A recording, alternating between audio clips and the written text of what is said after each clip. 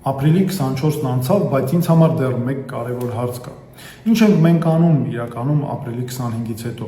Արդյոք ապրիլի 24-ը դառնալու է սիմվոլիկ օր, երբ տարվա մեջ ընդամենը մեկ անգամ ենք մենք հիշում հայոց ցեղասպանության մասին։ Ու անգամ եթե այն լինի ընդամենը որպես հիշողություն, չի վերածվի երբեք աշխատանքի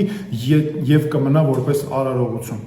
Դրա համար ապրիլի 24-ը պետք է լինի հաշվետվության օր, երբ պետությունը հանրությանը կներկայացնի, թե նախորդ տարվա ընթացքում ինչ քայլեր է ձեռնարկել, ինչ ծրագրեր է իրականացնել ու ինչ արդյունքներ ունի կապված հայոց ցեղասպանության հարցի հետ։ Սա է միասնության թևերի դիրքորոշումը ու մենք այս կապակցությամբ առաջարկում ենք 6 հիմնական քայլ։ Քայլը առաջին՝ ձայների արխիվ։ Այստեղ մենք պետք է հավաքագրենք, թվայնացնենք ու պահպանենք ցեղասպանությունից փրկվածների, նրանց ցեղասպանության զոհերի ժառանգների վկայությունները։ Մեզ այս ամենը պետք է ոչ թե ընդամենը ալբոմների համար որպես լուսանկարներ կամ պատկերներ կամ ինչ-որ հայտարարություններ,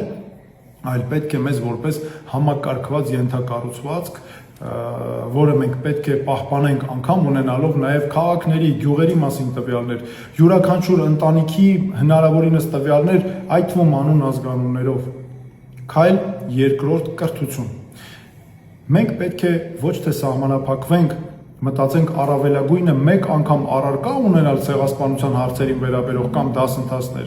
այլ պետք է ամբողջ ուսումնական process-ի մեջով անցկացնենք այս թեմաները՝ իրավունք, գրականություն, պատմություն, մշակույթ։ Մեր երեխաները պետք է իմանան ոչ այնքան թե ինչ է եղել, այլ թե ինչպես է եղել, ինչու է եղել եւ ինչպես անել, որպեսզի ապագայում թույլ չտալ դրա կրկնությունը։ Քայլ երրորդ՝ միջազգային ակադեմիական ինստիտուտ։ Մենք սա կարող ենք ստեղծել եւ զարգացնել ցեղասպանության թանգարան ինստիտուտի բազայի վրա, բայց այն պետք է լինի միջազգային մակարդակի հզոր ինստիտուտ, որը կազդի նաեւ միջազգային քաղաքականության վրա, կմասնակցի Հայաստանի պետական քաղաքականությանը։ Քայլ չորրորդ՝ իրավական եւ դիվանագիտական աշխատանք։ Այստեղ շատ կարևոր է նկատի ունենալ, որ ցեղասպանության ճանաչումն ինքնին ինքնանպատակ չէ, այլ դրան պետք է հաջորդի եւ դրա հետ կապված լինեն իրավական եւ դիվանագիտական աշխատանք, կապված մեր իրավունքների պաշտպանության հետ, կապված նրա հետ, թե ինչ նպաստ ենք բերում համաշխարհային միջազգային համակարգին, կապված ցեղասպանությունների կանխարգելման, ցեղասպանության առհասարակ որպես հանցագործությունների դեմ պայքարի հետ։ Քայլ 5-րդ՝ ծագումնաբանություն եւ վերամիավորում։ Ցեղասպանության արդյունքում աշխարհով մեկ սփռվեց հայ ժողովուրդը եւ հիմա կան բազմաթիվ երկրներ, որտեղ մեր հայրենակիցները բնակվում են եւ կանգնած են ինքնությունը կորցնելու շեմին։ Թուրքիայում այսօր կան մահմեդականացված հայեր եւ նրանք ունեն իրավունք ու պետությունը Հայաստանը պարտավոր է ապահովել նրանց հետ կապը, նաեւ ստեղծել նրանց համար հնարավորություն վերադառնալու հայրենիք։ Քայլ 6-րդ՝ մշակույթը որպես ժառանգություն, գրականություն, երաժշտություն, կինո։ Մենք այս ամենը նույնպես պետք է զարգացնենք եւ փոխանցենք սերնդեսերունդ, ոչ թե ընդամենը որպես քարոզչության ֆինանսավորում, այլ սերունդներին փոխանցելու ենթակա գիտելիք։ Ես ինքս հայոց ջարդերի զոհերի ժառանգ եմ, հայոց ցեղասպանության զոհերի ժառանգ եմ։ 1820-ականների վերջին իմ ընտանիքը Արևմտյան Հայաստանի Ալաշկերտից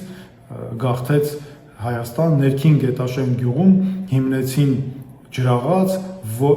ոչ միայն սեփական ընտանիքը երեխաներին կերակրելու համար, այլ նաև համայնքին ծառայեցնելու, օգնելու համար։ Բայց արդեն 85 տարի անց նրանց հայրենիքում այլևս հայեր չէին ապրում։ Արդյոք այս ամենը նշանակում է, որ մենք կարող ենք հրաժարվել մեր պատմությունից։ Իհարկե ոչ։ Արդյոք այս ամենը նշանակում է, որ մենք կարող ենք չհիշել մեր պատմությունը հույսը դնելով ինչ որ մեկի բարեհաճությանը։ Իհարկե ոչ։ Եվ արդյոք այս ամենը նշանակում է, որ մենք հայոց ցեղասպանություն նշանակում է տխրություն եւ ատելություն։ Իհարկե ոչ։ Այստեղ արդեն խոսքը պետք է վերաբերի քաղաքականությանը, երկրի ապագային պետությունը առաջ տանելուն։ Եվ մենք պարտավոր ենք դրա համար լինել միասնական, բոլոր քայլերը ձեռնարկել, որովհետև երկիրը առաջ տանելու համար, լինելու համար միասնական, միավորված մեր ճակատագրով ու ինքնությամբ, որպեսզի մեր հաջորդ սերունդները տեսնեն ու արձանագրեն, որ իրենց նախնիները թեկուզ ենթարկվել են ցեղասպանության, բայց չեն վհատել եւ երկիրը առաջ են տարել ու իրենց համար թողել են հզոր պետություն։